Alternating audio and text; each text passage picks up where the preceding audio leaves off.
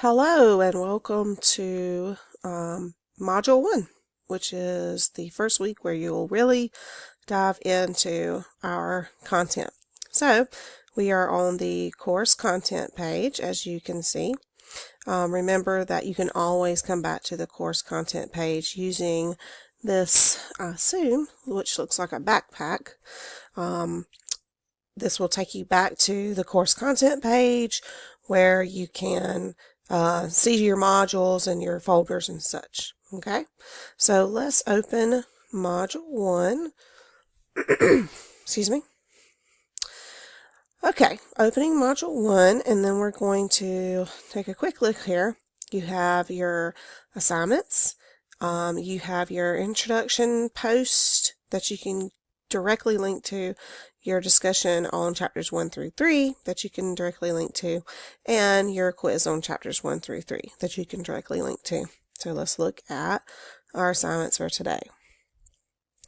All right, in module 1, we will take a look at the author Jack London as well as the history of the Klondike Gold Rush. It's very important to not just consider the content of the book, but also to consider the author and some of the life experiences the author has had. So I think that Jack London's life experiences play a key role in his writing of this book.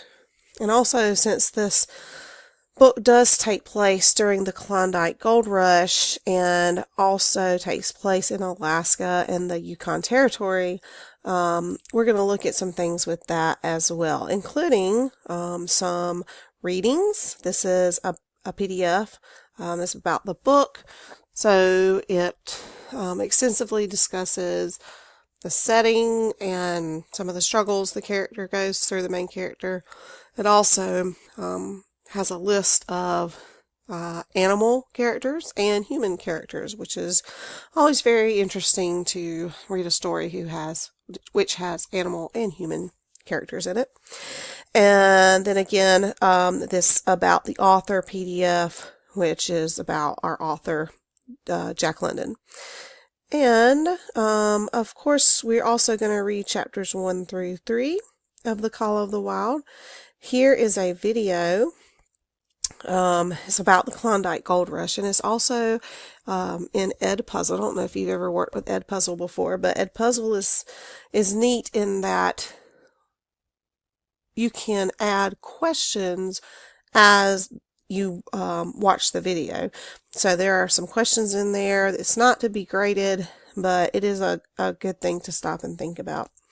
You have 2 maps here. This first map is an old map of Alaska and the Yukon Territory. This map is probably the more important map.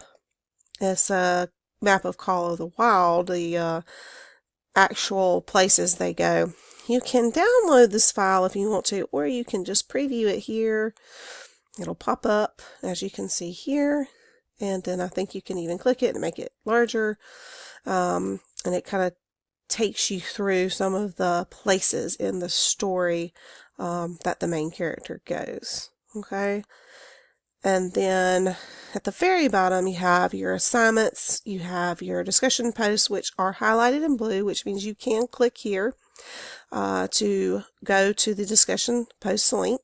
And if those links do not work for you, please let me know. I checked most of them. I will say I didn't check all of them, but I did check most of them and they seem to work. So just let me know if they don't work. You can also go back to the previous page, and your discussion posts are listed right there. One more thing, and this is something we'll be working on throughout the course, is that you will create a Google Doc or a Microsoft Word document, whichever you feel more comfortable with. And as you read, you will find 3 new, or I will say interesting, vocabulary words, because some of you probably have extensive vocabulary, so there might not be any new words, but maybe some important words or interesting words.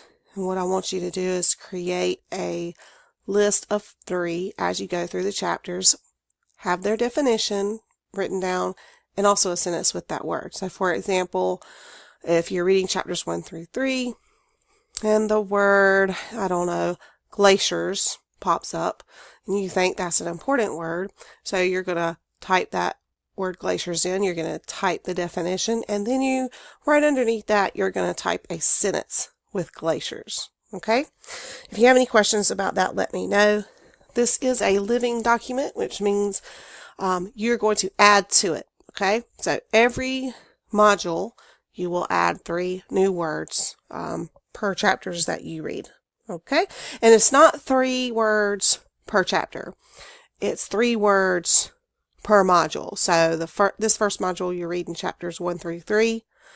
So it's 3 words. So you can find a word in chapter 1, a word in chapter 2, and a word in chapter 3, or they can all be from the same chapter, whatever. But it's not 3 words per chapter. And then the last thing you need to do is a quiz on chapters 1 through 3. And that's it for this week. If you want to go back, you click the X. It has your discussion posts here, your quiz here, okay? And everything should be laid out pretty well for you, but if you can't find something, please don't hesitate to let me know.